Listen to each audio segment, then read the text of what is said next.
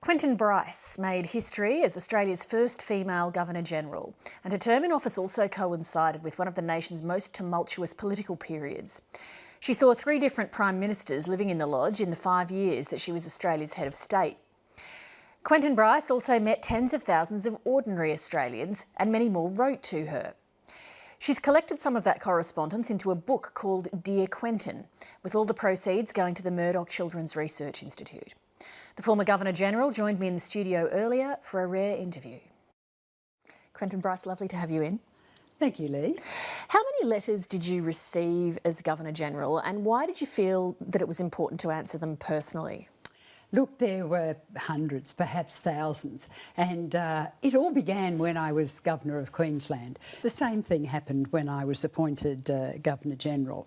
Letters from every corner of Australia with all sorts of messages, and I was deeply touched by them.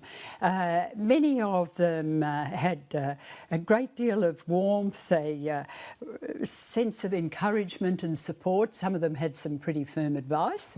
Some of them were fun, but particularly when I was appointed Governor-General, there were letters from women who are my peers, women of my age, and from young women. I remember those especially. Many of them were handwritten, and I've been a letter writer all my life, so it was just a natural thing for me to reply in handwriting. Some of the letters that you've included in this collection were letters that you wrote to whoever was the Prime Minister of the day when you'd been on an overseas trip. Mm-hmm. How did you view that relationship between the Prime Minister and the Governor-General? How did you approach it?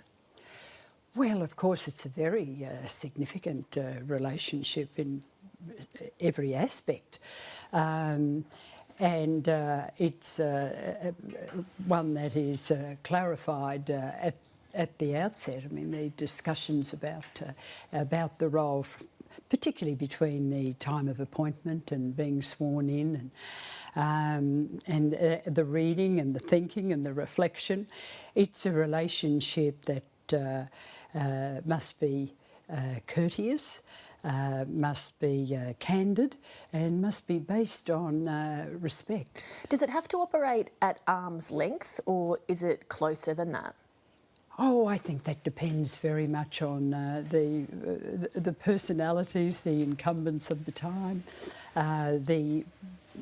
There's always, I suppose, some chemistry, some issues of personality in every relationship. Did you have a favourite among those that were there while you were there? I've got to save that for my next book. A tell-all. The time that you were Governor-General was one of the most tumultuous political times in Australian history. How did that play for you? Did you have many sleepless nights wondering how this was all going to unfold and if your role was going to become key?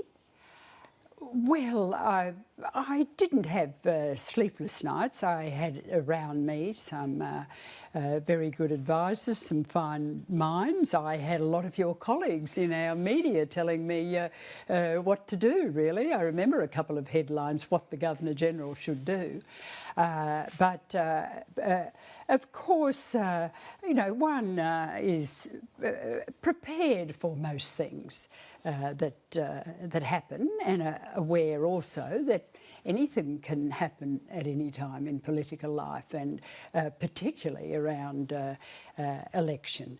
And to be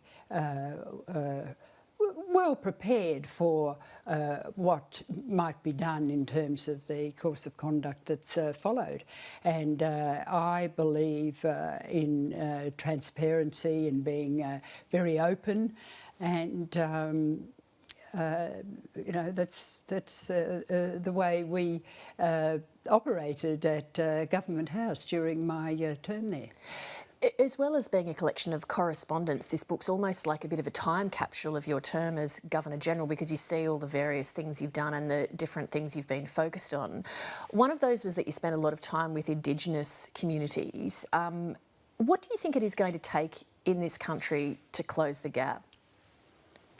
It's going to take a lot of hard work and a very clear understanding that our Indigenous people want to be in charge of their own lives, as we all do. And they need resources and support and encouragement to do that. But the fact is that we do have a long way in many areas to close the gap. Still some very basic health issues,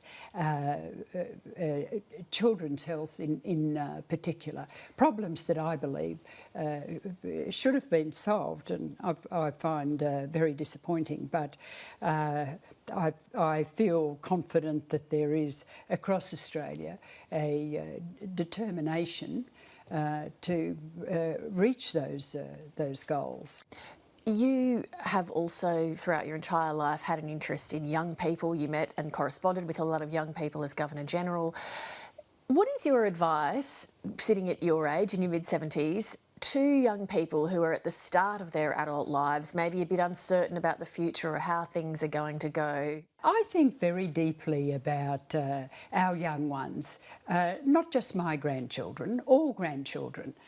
And of course, I can't imagine what their lives are going to be, what their futures will be in this age of technological change and disruption. So what I want to contribute to these important years for them, particularly when they're in transition from girlhood and boyhood to manhood and becoming women, is to encourage them to build stores of resilience so that they can face whatever might arise in their lives, because there will be some tough gullies and hard times and challenges, and I want them to take time for quietness in these increasingly busy, noisy, connected lives that they live, with a lot of pressures, with the issues that we hear about bullying and that are so worrying to us. I guess it's, you know, mindfulness is the word that's used very often for this, but to get to know themselves and to remember that the most important journey is to the centre of yourself. Quentin, Bryce, great pleasure to talk to you. Thank you very much. Thank you.